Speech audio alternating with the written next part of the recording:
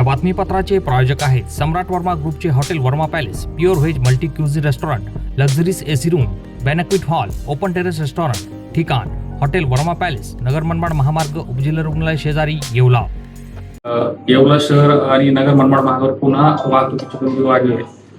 2 ते 3 ऍक्सिडेंट झाले होते आणि काल एका महिलेचा मृत्यू झाला चौगुले येथे पडझडीमुळे. असं काय की मला असं वाटतं की सगळ्यांनी वाहतुकीचे नियम पाळायला पाहिजेत. येवल्याच्या बाहेरून बाह्य रस्ता काढण्याचा जो आहे आरेखन DPR जो आहे तयार होतो आहे, त्याच्यावर स्वतः आम्ही लक्ष घालतो आहोत.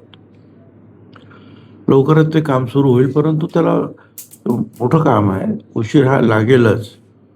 त्यामुळे येवल्याच्या बाहेरून तो रस्ता जाईल, त्याचबरोबर येवल्यातून सुद्धा जो आहे रस्ता आणखी किती मोठा करता येईल याचाही विचार चालू आहे आणि त्याप्रमाणे सुद्धा आरेखन होत आहे. परंतु तोपर्यंत जे आहे मी अनेक वेळा पाहिलं की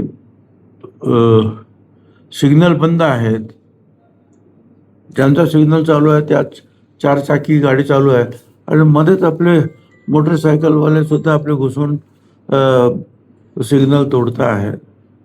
मला असं वाटतं जसं जे गाडीधारक आहेत त्यांनी सिग्नल पाळले पाहिजेत, तसं आपण सगळ्यांनीच ते सिग्नल पाळण्याची आवश्यकता आहे. रस्ता ओलांडताना आपण आपली काळजी घ्यायला पाहिजे. मी तर खरं म्हणजे जे आहे इथे लहान मुलांपासूनही शिक्षण द्यावं म्हणून ट्रॅफिक गार्डन जे आहे या शिक्षणाचे, काय नाव त्यांचं, मोहन गुंजाळ पार्क, हे सुरू केलं होतं. परंतु काय त्याची जबाबदारी जी आहे स्थानिक पातळीवर जास्ती काय कोणी ते काय घेतलं नाही. अजूनही ती जबाबदारी कोणी घेतली तर मुलांना शिकवता येतं की हा सिग्नल कुठला, ही रेल्वेची लाईन, ही रेल्वे फाटक, हे पोस्ट ऑफिस, ही शाळा, ही झेब्रा क्रॉसिंग कुठे आहे, कुठे आपल्याला रस्ता ओलांडायला पाहिजे, मध्येच रस्ता ओलांडता कामा नये. झेब्रा क्रॉसिंग असेल किंवा तुमचं सिग्नल असेल त्यावेळेला आपण रस्ता ओलांडला पाहिजे.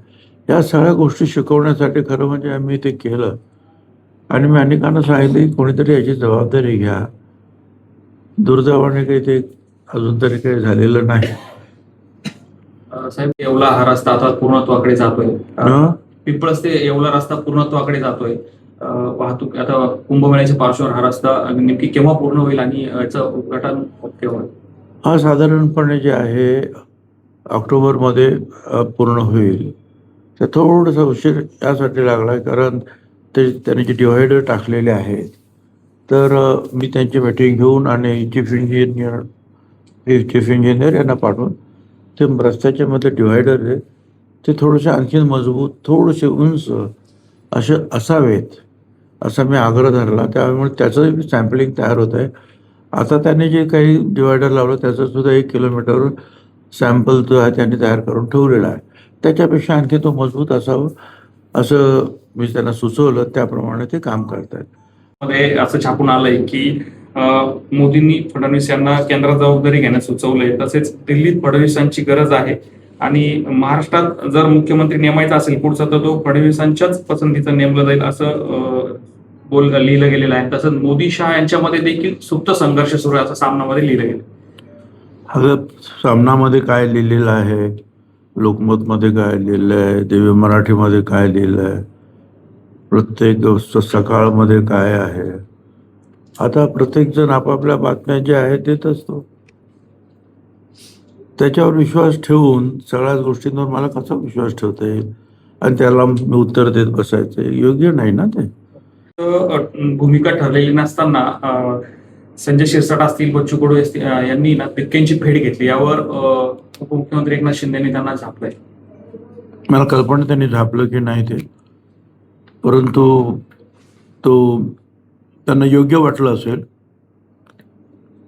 की असं बोलावं, त्यांना समजूत समज द्यावी. जे झालं हे अयोग्य झालं असं त्यांना कदाचित वाटलं असेल. मला काही कल्पना नाही त्याची की नक्की काय झालंय ते. भारत गोगोले यांनी असं म्हटलंय की पक्षश्रेष्ठींनी कोणत्याही क्षणी आदेश दिल्यास मी मंत्रिपद सोडायला तयार आहे. हा नियमच आहे ना. जो आपल्या पक्षाचा अध्यक्ष असतो त्याने जर काही सांगितलं, कारण तोच आपलं नाव जे आहे मंत्रिपदासाठी सुचवतो, त्यामुळे जर एखाद्याला जायचं जर झालं किंवा काढायचं झालं तर त्या पक्षाचे अध्यक्ष सांगतात. पण मला असं तूर्त असं काहीही वाटत नाही की याच्या काही घडामोडी घडतील असं मला काही वाटत नाही. साहेब, तुम्ही शक्यतो सूत्रांच्या प्रश्नांना उत्तर देत नाही, मात्र अमित शहा आणि सुनेत्राताई यांच्यामध्ये केंद्रीय मंत्रिमंडळासंदर्भात चर्चा झाली अशा सूत्रांची माहिती. आता कुठलं सूत्र आहे ते मला तुम्ही कधी सांगत नाही. त्या सूत्राला मी विचारलं असतं किंवा मला सांग म्हणा काय झालं ते. परंतु जर असं काही चर्चा झाली असेल तर मुंबईला गेल्यानंतर सुनेत्राताई कदाचित माझ्याशी बोलतील सुद्धा. बीड जिल्हा नियोजन समितीची बैठक सुरू होती. या बैठकीमध्ये सुनेत्राताई आणि यांच्या समोरच बजरंग सोनवणे असतील आणि धनंजय मुंडे असतील यांच्यात थोडी शाब्दिक बाचाबाची झाली. मात्र मुंडेंनी याच्यावर स्पष्टीकरण दिलं तर काही झालंच नव्हतं. असं आहे की कुठली मिटिंग असते, मग ती तुमच्या जिल्हा नियोजनची असेल नाही तर आपल्यातली असेल, कोणीतरी एक काहीतरी विषय मांडतो तो दुसऱ्याला पटत नाही आणि मग त्याच्यावर जे आहे चर्चा होते. त्याला काही भांडण झालं असं काही मी म्हणणार नाही. नाशिकच्या खड्ड्यांचा विषय निघाला होता त्यावेळेस आपण बरीच नाराजगी व्यक्त केली आणि यावरून गिरीश महाजन आणि आपल्यामध्ये अबोला झाल्याचं सध्या पाहायला मिळतं. हे सगळं तुमचं मीडियाने क्रिएट केलेलं पिक्चर आहे. किंबहुना वरती हार वगैरे घालायला जाताना गिरीश महाजननेच मला हात वगैरे देऊन वरती चढवलं वगैरे. आणि ज्यावेळेला कार्यक्रम सुरू असतो त्यावेळेला आपण एकमेकाची भाषणं ऐकत असतो किंवा आपल्यावर पुढचं काय भाषण करायचं त्याचा थोडासा विचार करत असतो. त्यामुळे यातलं काहीही नाही. या बातमीपत्राचे प्रायोजक आहेत सम्राट वर्मा ग्रुपचे वर्मा लॉन्स, बंद नवे दर जुनेच, येवला तालुक्यातील एकमेव प्रीमियम लॉन्स व मंगल कार्यालय. जागतिक दर्जाच्या डेकोरेशनसह प्रशस्त पार्किंग, ट्रॅक्टरची सुविधा अत्यंत कमी दरात उपलब्ध. आजच भेट द्या. वर्मा लॉन्स, नाशिक संभाजीनगर महामार्ग, एरंडगाव तालुका येवला.